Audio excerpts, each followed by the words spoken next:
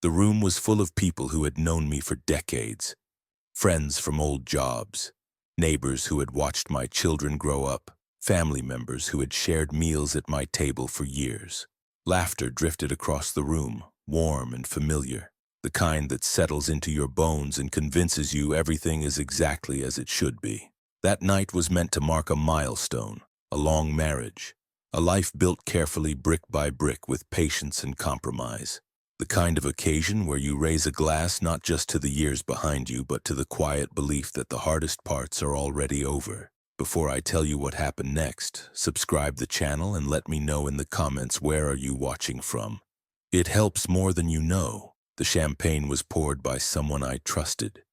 Tall flutes lined the table, catching the light from the overhead fixtures. I remember noticing how evenly the bubbles rose, how the liquid shimmered gold. Nothing about it looked wrong.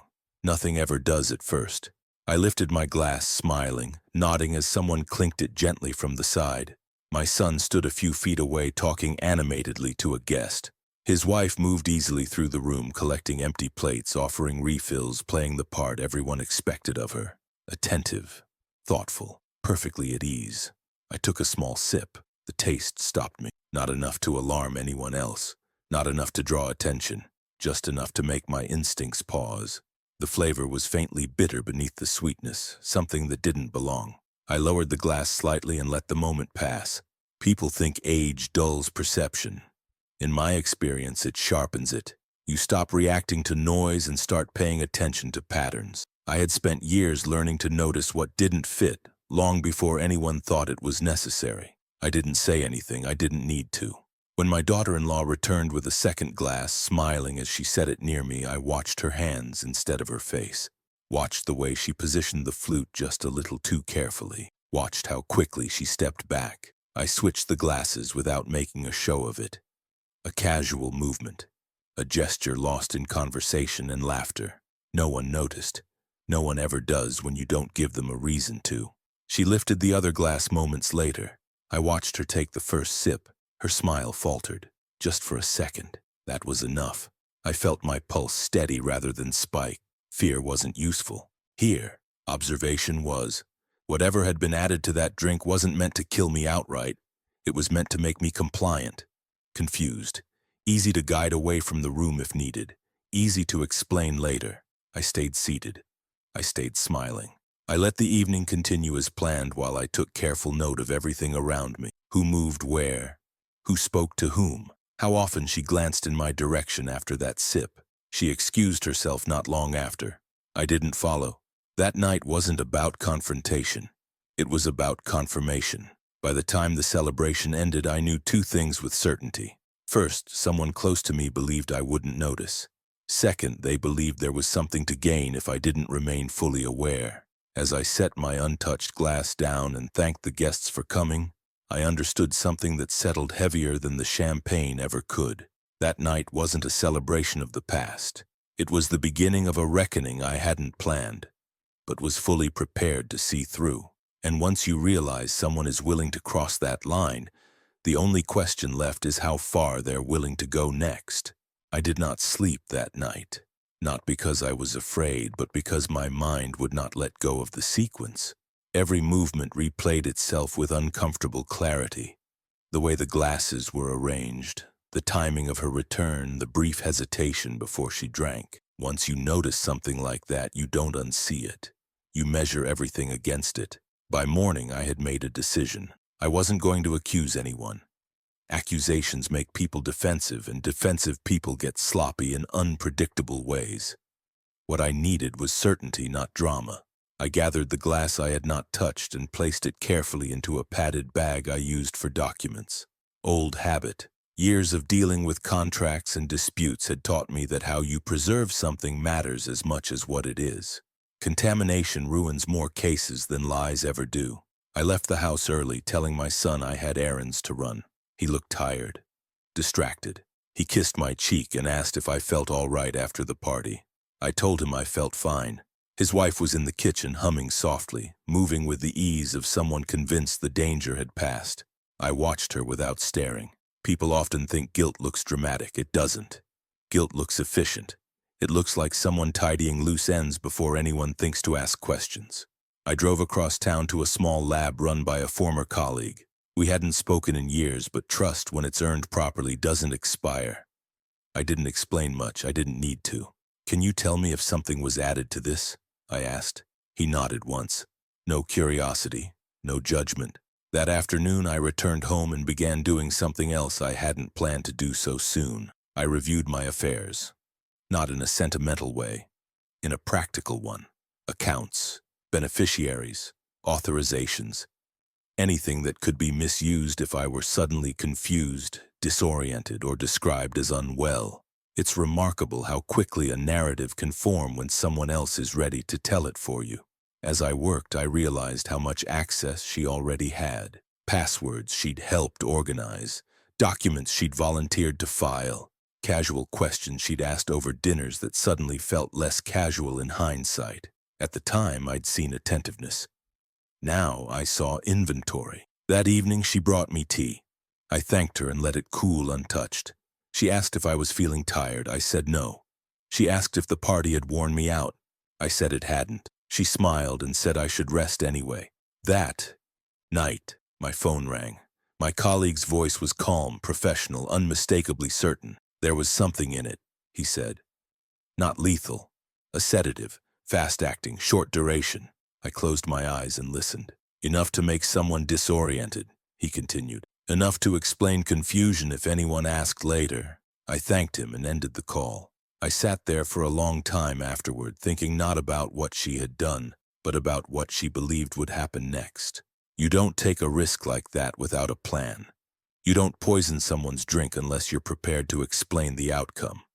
That explanation would not have involved police. It would have involved concern, family meetings, gentle voices suggesting help, papers slid across tables with sympathetic smiles, decisions made for my own good. And somewhere in that process, control would quietly change hands. I began documenting, not emotionally, methodically. Dates, interactions, questions she asked, files she accessed, the times she checked on me when no one else was around, the way my son deferred to her judgment without realizing he was doing it. I loved my son. That made this harder, but not impossible. Love doesn't excuse blindness. 2 days later, she suggested a small follow-up celebration. Something quiet, just family. She said it would help everyone relax after the stress of hosting. I agreed. That was when I knew she hadn't realized her mistake yet. She thought she'd failed because of timing, not awareness. She believed she would get another chance. What she didn't understand was that the moment she altered that glass, the situation stopped being about opportunity. It became about evidence. And evidence, once it starts accumulating, has a way of closing every door except one. Because when someone tries once and nothing happens, they don't retreat. They refine. And I knew the next move would tell me exactly how far she was prepared to go. The second gathering was smaller, quieter, and far more revealing.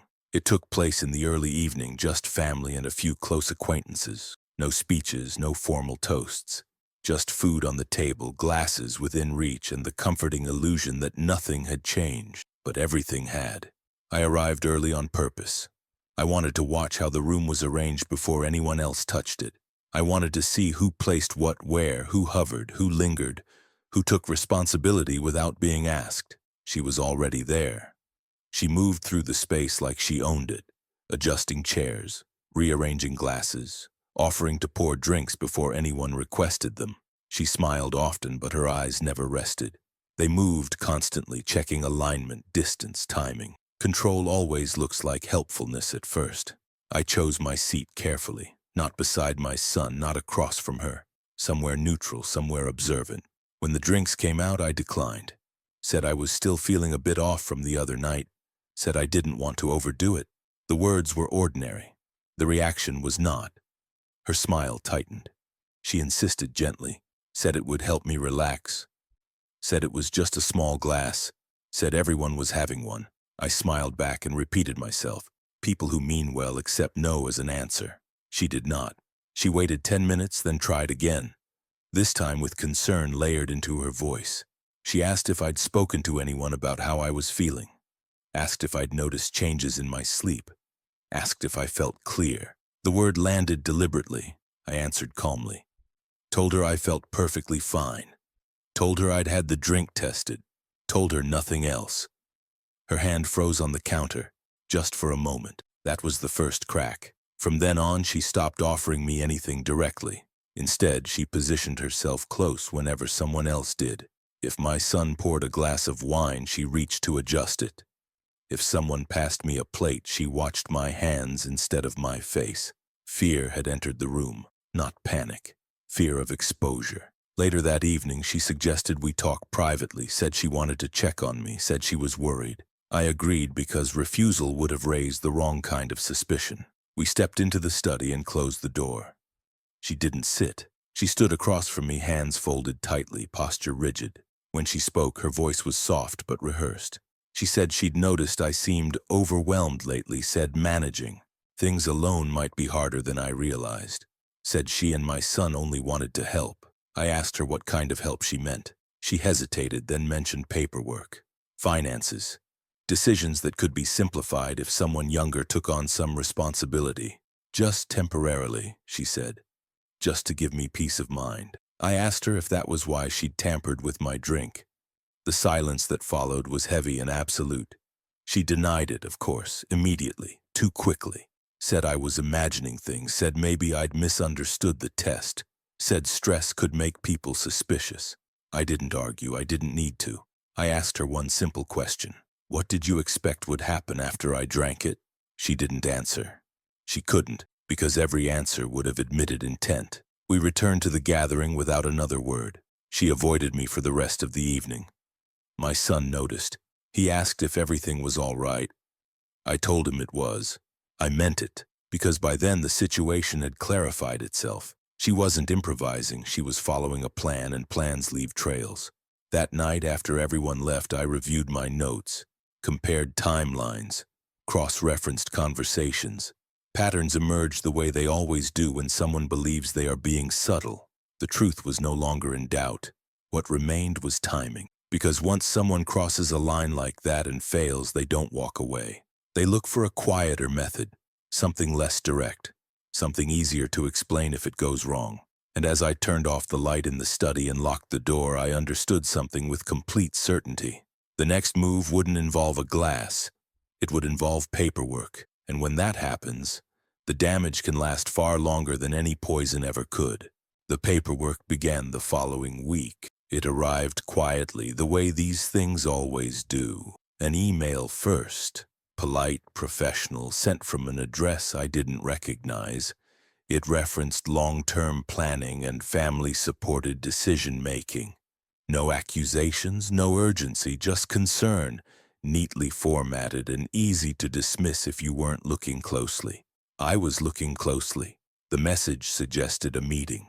Said my son and his wife wanted to explore ways to reduce my stress. Said it would be informal, informational, just a conversation. I replied that I was open to listening. Within hours, a second email followed. This one included attachments, drafts, proposals. Nothing binding yet, but close enough to see the shape of what they were building. Limited authority, temporary oversight. A framework that allowed someone else to assist while preserving my dignity. That word again. Dignity is what people invoke when they're preparing to remove your agency. I printed everything and placed it in the same folder where I kept the lab report from the champagne glass. Two sides of the same story, now speaking to each other. When my son came by later that evening, he looked uncomfortable, not defensive, conflicted. He sat across from me and spoke carefully, like someone repeating words that weren't entirely his own. He said his wife was worried. Said she thought I'd been under too much pressure lately. Said maybe it would help to let someone else handle certain things for a while. I asked him when he'd first started worrying about me. He paused. That was answer enough. I didn't confront him. I didn't mention the drink. I didn't mention the lab. I told him I appreciated the concern and asked for time to think. He looked relieved. That told me everything I needed to know about who was driving this.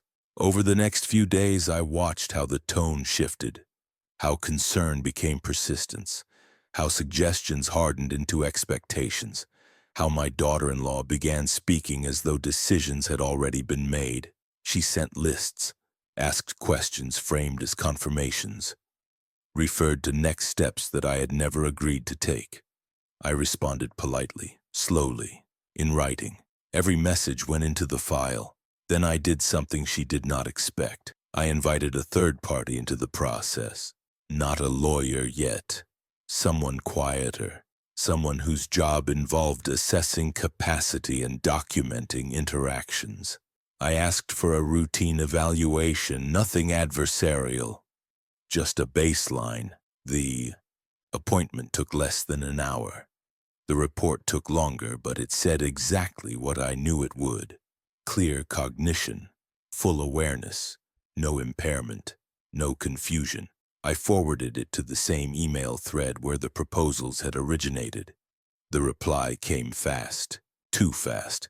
She questioned the assessment, suggested a second opinion, implied the evaluator might not have seen the full picture. That was the moment the mask slipped. People who are genuinely concerned accept reassurance. People who want control challenge it. I stopped responding after that. Silence, when used properly, does more than argument ever could. 2 days later, another message arrived. This one was firmer. It included a deadline. It referenced family consensus. It warned gently about what might happen if we didn't move forward soon. I closed my laptop and went for a walk. I thought about the glass, about the bitterness I'd tasted beneath the sweetness, about how close I had come to being guided instead of consulted. When I returned, I made my decision. I didn't escalate. I documented. I compiled everything, the lab report, the evaluation, the emails, the timelines, the subtle shifts in language that revealed intent. I organized it the way I always had.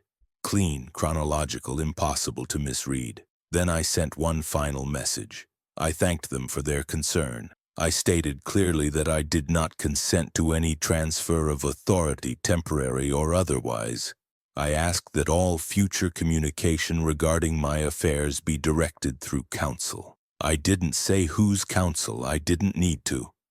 The response never came. But the absence of a reply is still a response, because when people realize they've lost leverage, they don't argue, they retreat, or they panic. And as I placed the file into my safe and turned the lock, I knew which of those two would come next. Because when quiet control fails, desperation makes people careless, and carelessness leaves the clearest evidence of all. The panic didn't announce itself. It crept in sideways, disguised as reconciliation. My son called first. His voice was softer than usual, almost apologetic. He said things had gotten tense. Said his wife felt misunderstood. Said maybe everyone needed to take a step back and reset. I agreed. Not because I believed him, but because panic always pushes people to try again where they think they still have access.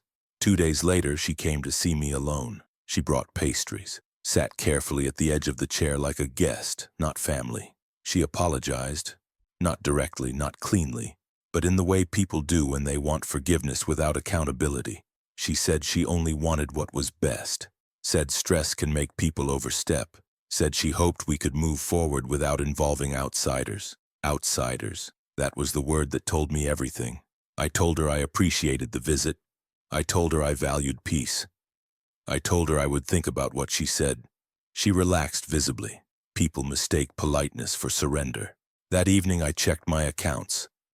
Nothing had moved, but something had been attempted.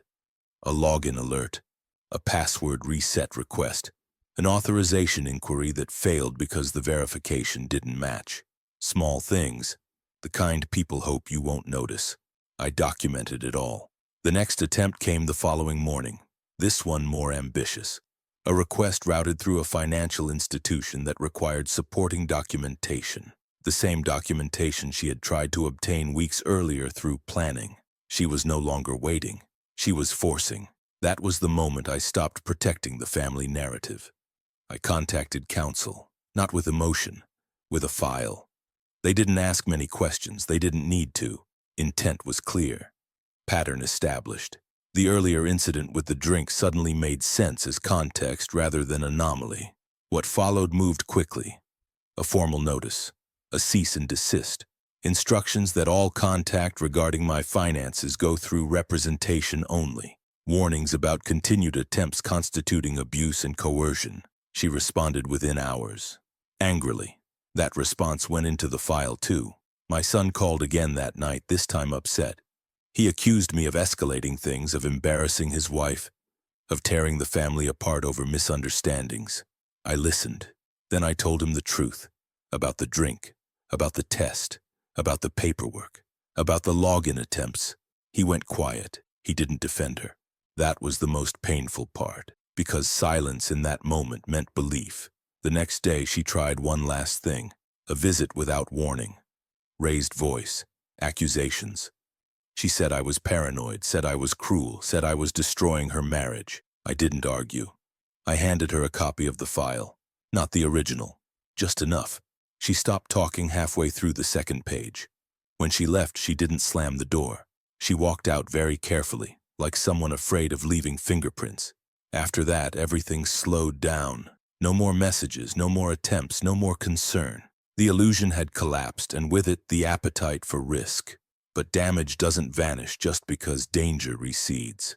My relationship with my son changed permanently. Not because of what I did, but because of what he hadn't seen until it was unavoidable. Some trust, once broken, doesn't come back. It reorganizes itself into distance. As I locked the safe that night and turned out the lights, I felt something I hadn't felt since the party. Relief. Not victory. Relief. Because the worst part wasn't what she tried to do.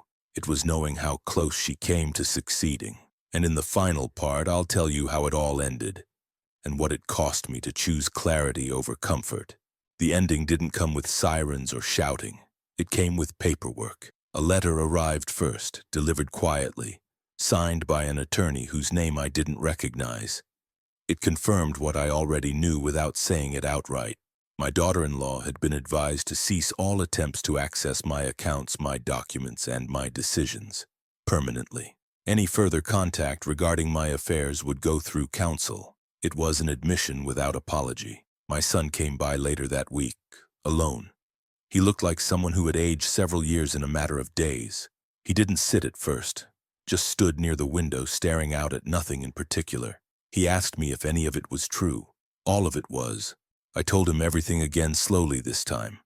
Not to convince him, but to give him the dignity of hearing it without interruption. I showed him the lab report, the emails, the login attempts, the dates lining up far too neatly to dismiss. He sat down halfway through.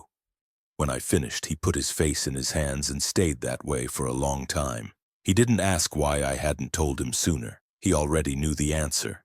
Some truths are easier to ignore when they come wrapped in familiarity. He moved out shortly after. I didn't ask where he was going, and he didn't offer details. There are questions that don't lead anywhere useful once the damage is done. We speak now, but carefully, with boundaries, with honesty that doesn't pretend things can return to what they were. That's the real cost people don't talk about. Not the money, not the legal fees, not even the fear. It's the reordering of relationships. I updated everything after that. Wills, directives, authorizations, not because I felt threatened anymore, but because clarity is a gift you give yourself when you've learned how easily confusion can be weaponized. The house is quieter now. I drink water at celebrations. I read everything twice. I trust my instincts without apologizing for them. And I don't confuse politeness with obligation anymore. Sometimes I think back to that moment at the party. The glass in my hand, the faint bitterness, the split second where instinct spoke louder than etiquette. That moment didn't save my life. It saved my agency. And that matters more, because the truth is, danger doesn't always announce itself with force. Sometimes it arrives smiling, carrying a tray, confident you won't question what's being offered. Now I always do. And if you've been listening this far, subscribe to the channel and let me know in the comments what time it is where you're watching from. It helps more than you know.